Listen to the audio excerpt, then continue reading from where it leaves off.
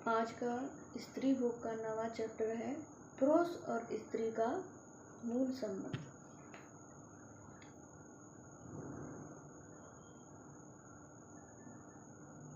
कसम उल्टी बेटा वया माता मेरी होए, कसम उल्टी बेटा वया माता मेरी होए, मूर्ख मन समझे नहीं बड़ा अचंभा होए। कबीर साहब द्वारा यह दुआ है कि कसम उल्टी बेटा वया माता मेरी होए, मूर्ख मन समझे नहीं बड़ा अचंभा होए। आचार्य जी कहते हैं कर्म कर्म का केंद्र, कर्म कर्म का केंद्र, कर्म का स्वामी, कर्म फल समझेंगे इनको। कसम उल्टी बेटा वया, कसम का अर्थ हुआ जिसको तुमने स्वामी का स्थान दिया, और बेटा हुआ स्वामी को स्वामित्व देने का फल। जिसको पति बनाओगे उसी के केंद्र में अब बेटा पाओगे। तुम वो कर्ता हो जो किसी को अपना कर्तार घोषित करता है। कर्तार माने परम कर्ता स्वामी। तुम अपने आप को छोटा सा कर्ता मानते हो, तुम किसी को अपने ऊपर छा जाने का मौका दे देते हो, किसी को अपना कर्तार बना लेते हो। अब वो केंद्र हो गया है तुम्हारा, अब वो मालिक हो गया है तुम्हारा। जब हम कहते हैं ना कि तुम किस केंद्र से काम कर रहे हो, ये देखना आवश्यक है। तो दूसरे शब्दों में वो यही बात है कि तुम किसको मालिक बना करके काम कर रहे हो, ये देखना आवश्यक है। केंद्र ही मालिक होता है। जहाँ से तुम शुरू कर रहे हो, जिसकी आज्ञा तुम बजा रहे हो, वही मालिक है। और फिर उस केंद्र से तुम जो करते हो उसका फल निकलता है। कैसे जानो कि तुम जो कर रहे हो वो ठीक है या नहीं? कैसे जानो कि तुम जिसके सामने झुके हो वो झुकने लायक है या नहीं? युक्ति सीधी है। युक्ति ये है कि यदि तुम्हारे कर्म से कोई फल आता हो, यदि तुम्हारे कर्म से कोई बेटा आ जाता हो, तो जान लेना कि तुमने जिसको स्वामी कर्तार केंद्र बनाया वो गलत था। उचित कर्म वही है जिसको कर्म फल ही ना हो। उचित कर्म तभी होगा जब कर्ता सही केंद्र पर विराजमान हो, जब कर्ता उचित हो। उचित कर्ता कौन है? जो परम कर्ता को समर्पित हो। उचित कर्तव्य तो यही है कि तुम अकर्ता बन जाओ और अपनी डोर परम कर्ता को दे दो। यही तो होता है सही केंद्र। बात ज़्यादा गूढ़ हो रही है, समझ में नहीं आ रही है। हाँ या ना? प्रश्न करता गया। आ रही है। आचार्य जी कहते हैं आप जो भी कर्म करते हैं किसी केंद्र से करते हैं। केंद्र माने मैं कुछ हूँ, ये मानकर करते हैं। हर कर्म के पीछे एक धारणा बैठी होती है। वो धारणा क्या बोलती है? मैं कुछ हूँ। उदाहरण के लिए यदि मैं माँ हूँ तो मेरा कर्म क्या होगा? बच्चे की देखभाल। उदाहरण के लिए यदि मैं व्यापारी हूँ तो मेरा कर्म क्या होगा? व्यापार और मुनाफा। उदाहरण के लिए यदि मैं लड़ाका हूँ तो मेरा कर्म क्या होगा? लड़ाई करना। ठीक है, बात समझ में आई? तो आप जो भी कर्म करते हो वो किसी को स्वामी मानकर करते हो। अपने आप को कुछ मानते हो, और आपने अपने आप को जो भी माना उसमें कोई विषय शामिल होता है ना, जो आपको परिभाषा दे रहा होता है। जब आप कहते हो कि मैं माँ हूँ तो आपने किसको स्वामी बना दिया है? ममत्व हो, मातत्व हो। आप जिसको भी स्वामी बनाएंगे उसके साथ आपके संबंध के फलस्वरूप कोई फल जरूर आएगा। उसी को कबीर साहब कह रहे हैं, बेटा संबंध के फल को ही बेटा कहते हैं ना। संबंध जुड़ा और फल निकला वो बेटा है। जहाँ कहीं भी फल निकले जान लेना संबंध गड़बड़ था। अंतर नहीं पड़ता कि फल मीठा है कि कड़वा। फल यदि आया तो जान लेना कि संबंध गड़बड़ था। परमात्मा अकेला पति है, तो पति है जो संतान नहीं पैदा करता। इस मामले में कुरान बड़ा साफ वक्तव्य देती है। वो कहती है ना वो किसी से आया है ना उससे कोई आता है। तमाम धर्मों में ये अवधारणा है कि सत्य पिता है। कुरान इस अर्थ में बड़ा सटीक और बड़ा स्पष्ट वक्तव्य देती है।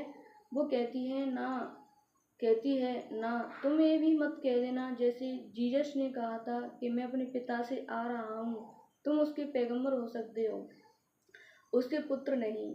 बात समझ में आ रही है? तो वो तो वास्तविक पिता है जो परम पिता है। उसके साथ जब तुम जोड़ते हो तो कोई फल नहीं आता, कोई बेटा नहीं आता, कोई उसका बेटा होता नहीं, कोई पुत्र उसका होता नहीं।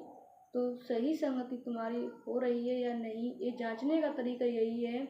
उस संगत के कारण ऐसा तो नहीं कि और फल लगते जा रहे हैं तुम्हारे जीवन में। फल लगने का मतलब हुआ कि भविष्य तैयार होता जा रहा है। फल लगने का मतलब हुआ कि प्रगति की श्रृंखला आगे बढ़ती जा रही है। उसके साथ जोड़ो जो तुम्हें निष्फल कर दे। अब निष्फलता हमारे लिए जरा डरावना शब्द होता है ना?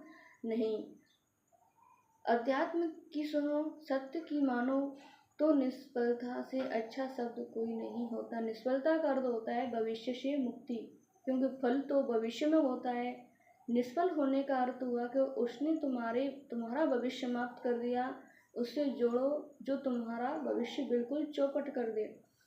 जब ये बात कितनी खतरनाक हो जाती है, पर जिन्होंने जाना है उन्होंने तुम्हें यही समझाया कि जो तुम्हारे भविष्य की कल्पनाएं, सपने, धारणाएं खत्म कर दे, छीन ले, उससे मत जुड़ना जो तुम्हें और भविष्य तैयार करके दे दे।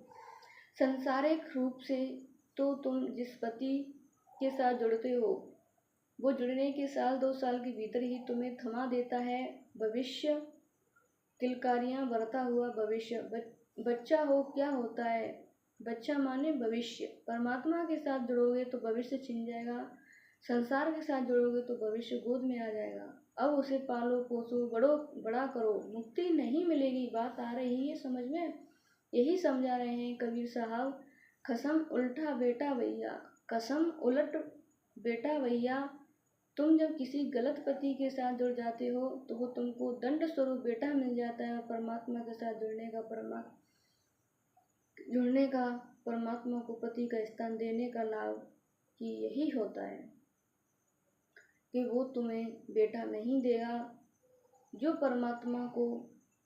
परमात्मा का पति रूप में वर्ण करते हैं उन्हें सौभाग्य ये मिलता है कि फिर उन्हें बेटे नहीं मिलते, और जो परमात्मा के अतिरिक्त किसी और को पति बना लेते हैं उनको दंड ये मिलता है कि उन्हें बेटे मिल जाते हैं, भविष्य मिल जाता है, कर्म फल मिल जाता है। अब किया है ऐसा कर्म तो भुगतो कर्म फल। बात आ रही समझ में? कसम उलट बेटा भैया, जो तुम जिसको कसम बना रहे हो वही अब बेटा बनकर सामने आ गया है। कर्म ही कर्म फल के रूप में सामने आ गया है। किसको पति बनाना है? जो तुम्हें फलों के प्रभाव से और फलों की इच्छा से शून्य कर दे, जो तुम्हारे भीतर फल की इच्छा को और बलवती कर दे, जो तुम्हारे भीतर भविष्य की कामनाएं भरते, उसी को कहते हैं कोसंगति। कोसंगति यही करेगी, वो तुम्हारे भीतर भविष्य की कामनाएं खड़ी कर देगी। कामनाएं होती ही भविष्य की हैं। बात आ रही है समझ में? माता महेरी होय, माता यानी पत्नी। ये बात भी समझने जैसी है। तुम जहाँ से आए हो वही तुम्हें जानने की भूख है। अगर इसको सूक्ष्मतम रूप से और शुद्धतम रूप से समझ लिया तो तुम कहोगे कि मैं परमात्मा से आया हूँ और मुझ में परमात्मा तक ही जाने की भूख है। मैं कहाँ से आया हूँ? अगर चित्त शुद्ध है तुम्हारा तो पूछोगा तुमसे कि कहाँ से आए हो, तो तुम क्या कहोगे? मैं परमात्मा से आया हूँ। तो फिर मैं पूछूंगा भूख किसकी है तुम्हें? फिर तो तुम क्या जवाब दोगे? परमात्मा की ही भूख है। लेकिन यदि चित्त शुद्ध नहीं है तुम्हारा तो फिर यही सत्य विकृत होकर के जानते हो क्या रूप ले लेगा। बात तब भी यही रहेगी कि जहाँ से आए हो तुम वही जाना चाहते हो, उसी की भूख है तुम्हें, उसी की अवश्य है तुम्हें। तब तुम कहोगे मैं योनि से आया हूँ और इसलिए मैं योनि में ही वापस जाना चाहता हूँ। यही काम वासना है